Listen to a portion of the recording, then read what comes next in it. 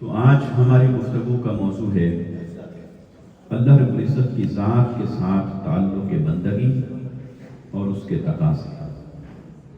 اس کے لیے میں نے قرآن مجید فرقان حمید کی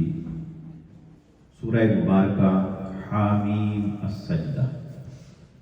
یا اسی سورہ مبارکہ کا نام فصلات بھی ہے، اس میں آیت نمبر 30 کی تلاوت کرنے کا شرف حاصل کیا ہے۔ اس کی روشنی میں چند باتیں آپ کی خدمت میں عرض کرتا ہوں، امید ہے آپ پوری توجہ کے ساتھ سماعت فرمائیں گے۔ اللہ رب العزت نے ارشاد فرمایا، ان الذین قالوا ربنا اللہ، بے شک وہ لوگ جنہوں نے یہ کہا، جو یہ کہتے ہیں کہ ہمارا رب اللہ ہے، ہمارا رب اللہ ہے،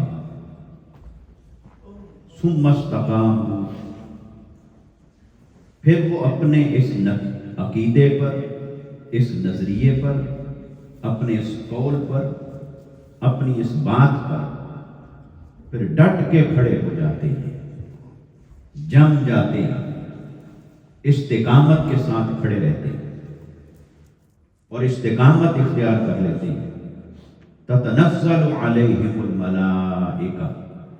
فرمایا پھر اللہ تبارک و تعالی ان کی تائید اور تقویت کے لیے آسمان سے فرشتوں کو نازل فرماتا، پھر ان کے لیے آسمان سے فرشتے نازل ہوتے ہیں، اور وہ فرشتے نازل ہونے کے بعد آ کر انہیں کیا کہتے ہیں؟ فرشتے آ کر انہیں کہتے ہیں، اللہ تخافوا، اب تم نے کوئی خوف نہیں رکھنا، ولا تحزنوا، اور اب تم نے دکھی نہیں ہونا، غم زدہ نہیں ہونا، وابشروا بالجنہ، اور وہ کہتے ہیں تمہیں بشارت ہو تمہارے اس ایمان کو قبول کرنے اور اس پر استقامت کے ساتھ کھڑے ہو جانے کے نتیجے میں اللہ نے تمہارے لیے جنت کی خوشخبری رکھی ہے،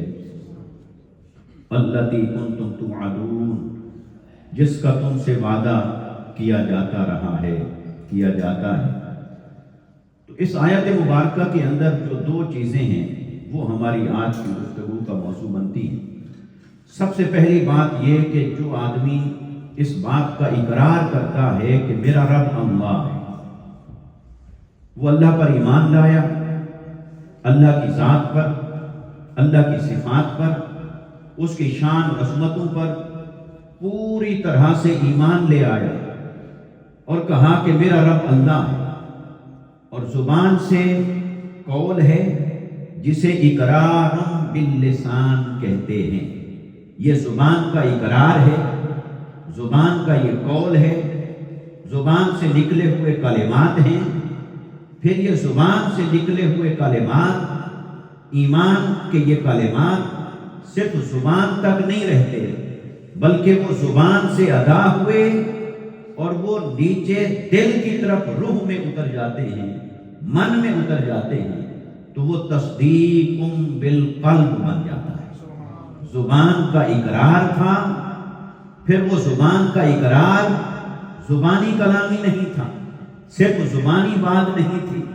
صرف اوپر اوپر سے قول نہیں تھا، بلکہ جو زبان کا قول تھا، جو زبان کا اقرار تھا،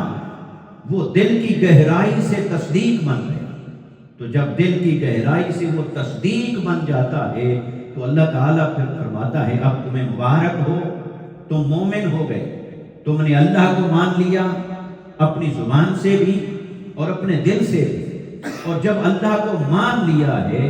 تو اللہ تعالیٰ فرماتا ہے اب اس کے بعد جو تمہاری سب سے اہم ذمہ داری بنتی ہے، وہ ذمہ داری تمہاری یہ ہے کہ ثم استقاموا، اب جو کچھ کہا ہے پھر اس پر قائم رہنا، پھر اس پر کھڑے رہنا، پھر اس پر جم جانا، اس پر ڈٹے رہنا، اب اس کا انکار نہ کرنا، اب تذبذب کا شکار نہ ہونا، اب کہیں تشکیک اور خوف میں نہ پڑ جانا، بلکہ اب دل کے اندر ایک یقین کو پیدا کر لینا، اور وہ دل کا یقین جب تمہارا قائم ہو جائے گا تو پھر تم نے پریشان نہیں ہونا، پھر میں تمہارے ساتھ ہوں، پھر میرے فرشتے تمہارے ساتھ ہیں، پھر وہ میرے فرشتے آئیں گے، ان کی آواز تو شاید تمہیں سنائی نہ دے، لیکن میرے بھیجے ہوئے فرشتے تمہارے آگے پیچھے دائیں بائیں وہ چلتے رہیں گے، وہ تمہاری حفاظت بھی کریں گے، تمہاری تائید بھی کریں گے، تمہیں تقویت بھی دیں گے، اور وہ تمہیں اللہ کی طرف سے بھیجی ہوئی بشارتیں بھی پہنچاتے رہیں گے۔ مگر یہ کب ہوگا؟ جب زبان کا اقرار تمہارے دل میں اتر جائے، اور پھر اس دل کی بات کے اوپر ساری زندگی جم کے کھڑے رہو۔